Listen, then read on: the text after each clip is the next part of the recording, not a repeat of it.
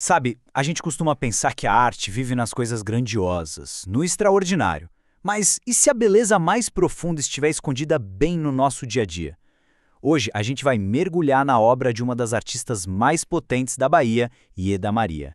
Uma mulher que transformou o cotidiano em pura poesia visual. Olha só para essa imagem. À primeira vista, parece só uma mesa, né? Mas para Eda Maria, uma mesa posta, um vaso de flores ou o brilho de um cristal. Isso não era objeto inanimado.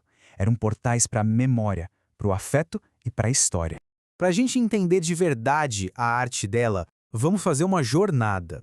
A gente começa com a alma dela na tela, depois navega pelas marés de Salvador, que a inspiraram, cruza o Atlântico com ela e, finalmente, descobre a poesia da mesa e o toque de alquimista que definem o legado incrível que ela deixou. Então vamos lá. Seção 1. Uma alma na tela. A grande questão que guia a obra da Eda Maria é essa. Como é que uma pintura pode contar uma história? Como ela conseguiu colocar tanto significado pessoal e cultural nas suas telas? É isso que a gente vai começar a desvendar. Seção 2. As marés de Salvador. E claro, tudo começa em casa, na cidade natal dela. O sol, o mar, aquele ambiente vibrante da Bahia. Essa foi a primeira grande inspiração para a arte dela.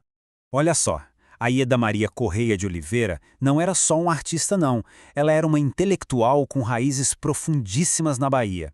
Filha de professora, seguiu os mesmos passos, se formou e depois deu aula por mais de 30 anos na Universidade Federal da Bahia. Ela vivia e respirava a cultura da sua cidade.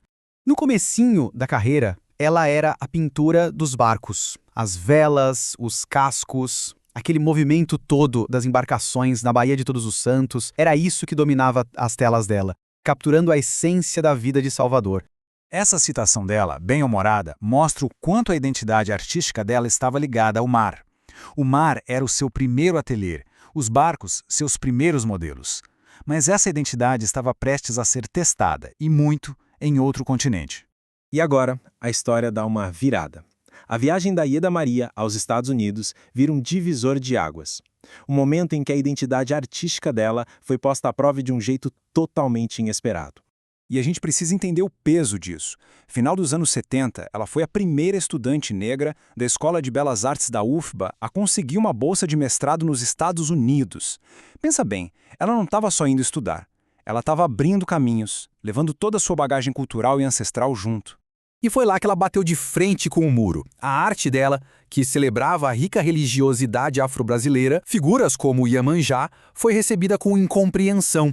Imagina só, ouvir dos seus professores que a sua cultura é primitiva e que você deveria abandonar tudo aquilo.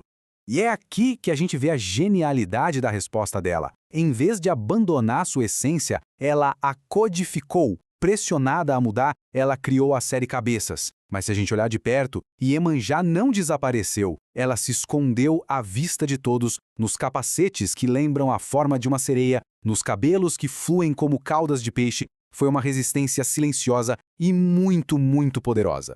E o desfecho dessa história é de uma ironia poética, né?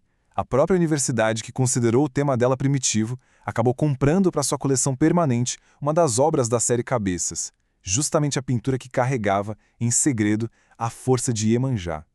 Uma vitória sutil, mas imensa. De volta ao Brasil, Ieda Maria entra na sua fase mais célebre, a fase em que ela encontra o universal no mais íntimo dos espaços, a mesa de casa. Para a gente entender o que ela fez, a gente tem que falar rapidinho sobre a natureza morta. É um gênero clássico da arte europeia que, como o nome já diz, foca em objetos parados, estáticos, sem vida. Só que a Ieda Maria rejeitava essa ideia com todas as forças. Para ela, seus quadros desse gênero pulsavam com vida. Então o ponto crucial é, de onde vinha essa vida toda? A resposta, como a gente vê aqui, está na memória afetiva. Ela não pintava apenas o objeto, mas o gesto por trás dele. O cuidado da mãe ao arrumar os talheres, a história familiar contida no brilho do cristal. Cada tela era um retrato do seu ambiente e um ato de amor. Seção 5. O toque da alquimista. Mas toda essa emoção na arte dela era sustentada por uma técnica impecável. Ieda Maria não era só sentimento, não. Ela era uma verdadeira alquimista, com domínio profundo da forma. Ela não era apenas uma artista de sensibilidade, mas também de um grande intelecto e um rigor técnico absurdo. A habilidade dela se estendia por diversas áreas, mostrando uma versatilidade impressionante. E para ter uma ideia do nível dela, basta olhar para o processo de gravura em metal. É uma técnica quase científica. Primeiro, a placa de metal é preparada, polida. Depois, coberta com verniz protetor. O desenho é riscado no verniz, expondo o metal, que é então mergulhado em ácido. O ácido corrói as linhas, gravando a imagem. Só então a placa é limpa, entintada e impressa no papel. Dominar um processo tão complexo e delicado revela a profundidade do talento dela. Seção 6.